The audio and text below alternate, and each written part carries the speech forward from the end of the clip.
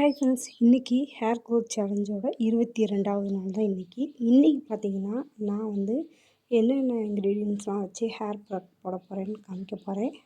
நம்ம சேனலை சப்ஸ்கிரைப் பண்ணாங்க, சப்ஸ்கிரைப் பண்ணிக்கோங்க. அப்படியே பக்கத்தில் உள்ள பெல் ஐக்கானையும் கிளிக் பண்ணிக்கோங்க. அப்போ தான் நான் போடுற வீடியோ உங்களுக்கு நோட்டிஃபிகேஷனாக வரும். வாங்க வீடியோக்குள்ளே போகலாம். ஃபஸ்ட்டு நான் எடுத்துருக்க பொருள் என்னென்னு பார்த்தீங்கன்னா, வெங்காயம் தான். நான் பெரிய பல்லாரி வெங்காயம் எடுத்துருக்கிறேன். இதில் வந்து சல்ஃபர் இருக்கிறதுனால இது நம்ம முடியை வந்து நல்லா ஆரோக்கியமாக வளர உதவி செய்யும். இதில் நமக்கு முடி வளர்வதற்கு தேவையான அனைத்து சத்துக்களுமே இருக்குது. அதனால தான் நான் வந்து வெங்காயத்தை எடுத்துருக்கிறேன். வெங்காயத்தை சின்ன சின்ன பீஸாக கட் பண்ணி நான் அரைச்சி அந்த சாறை மட்டும் தனியாக எடுத்துக்கிட போகிறேன்.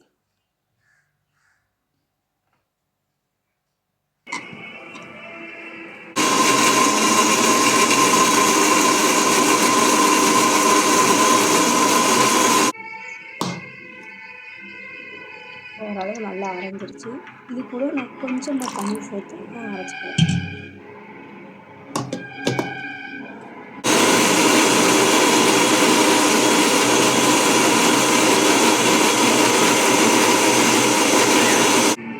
இப்போ பார்த்தீங்கன்னா இது நல்லா மையாக அரைச்சி எடுத்துக்கிறேன். இதை தனியாக ஒரு பவுலில் நான் வந்து ஃபில்ட்ரு பண்ணி எடுத்துக்கிறேன்.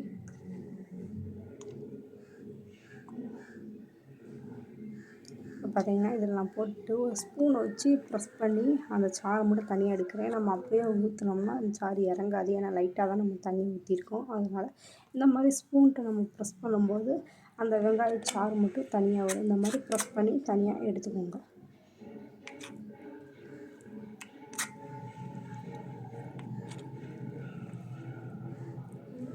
இல்லை துணியில் போட்டு நீங்கள் பிழிஞ்சு எடுக்கணுன்னாலும் எடுத்துக்கலாம். அப்படியும் பண்ணி நம்ம எடுத்துக்கலாம்.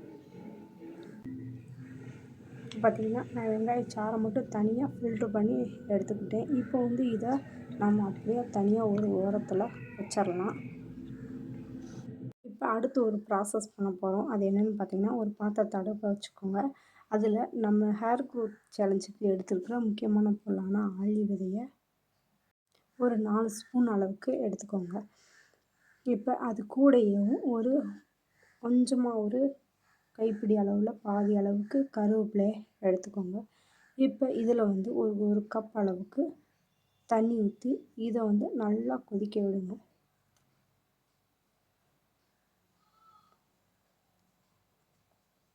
அடுப்பை வந்து ஃபஸ்ட்டே நீங்கள் மீடியம் ஃப்ளேமில் வைக்க வேண்டாம். நல்லா கொதித்ததுக்கப்புறமா நம்ம வந்து அடுப்பை மீடியம் ஃப்ளேமில் வச்சுக்கலாம். அப்போ கிண்டி விட்டுக்கோங்க. இல்லைன்னா அந்த ஃப்ளாக்ஸ் சைடு வந்து அடியில் போய் தங்கிக்கிடும். இப்போ பார்த்திங்கன்னா இது நல்லா கொதிக்குது.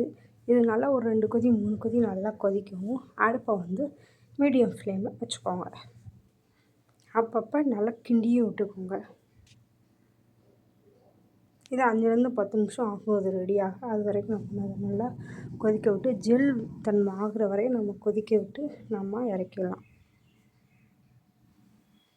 இப்போ பார்த்திங்கன்னா இது வந்து நல்லா கொதிச்சிருச்சு.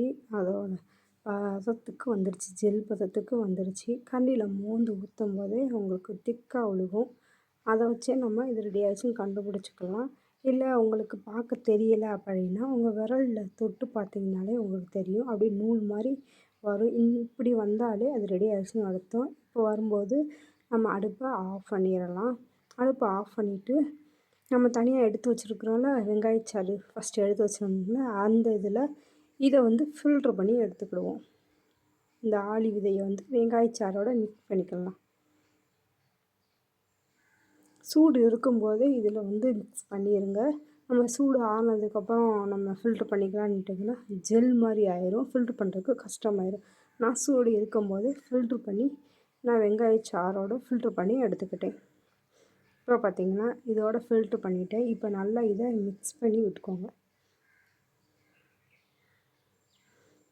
உங்களுக்கு இப்போ பார்க்கும்போது தெரியும் லைட்டாக ஜெல் மாதிரி இருக்குது. ஏன்னா இப்போ சூடாக இருக்குது. ஆறுனதுக்கப்புறம் நல்லா ஜெல் மாதிரி ஆயிடும். இப்போ நான் இது கூட வந்து விட்டமின் இ கேப்சூல் தான் இதில் வந்து ஆட் பண்ண போகிறேன். இதில் வந்து ஒரு 2 கேப்சூல் மட்டும் நான் எடுத்துக்கிறேன். இந்த ஆயிலை வந்து கட் பண்ணி இதில் ஊற்றி நல்லா மிக்ஸ் பண்ணிக்கோங்க. இது டக்குன்னு இந்த தண்ணியோட மிக்ஸ் ஆகாது. ஏன்னா இது தண்ணியமாக இருக்கனால இது ஆயிலாக இருக்கிறனால மிக்ஸ் ஆகாது. நல்லா மிக்ஸ் பண்ணிக்கோங்க. இதை எவ்வளோக்கு எவ்வளோ மிக்ஸ் பண்ணுறீங்களோ அவ்வளோக்கு அவ்வளோ தான் இது வந்து அதோட நல்லா மிக்ஸ் ஆகும். இல்லைன்னா தனியாக அப்படியே திரண்டு திரண்டு நிற்கும்.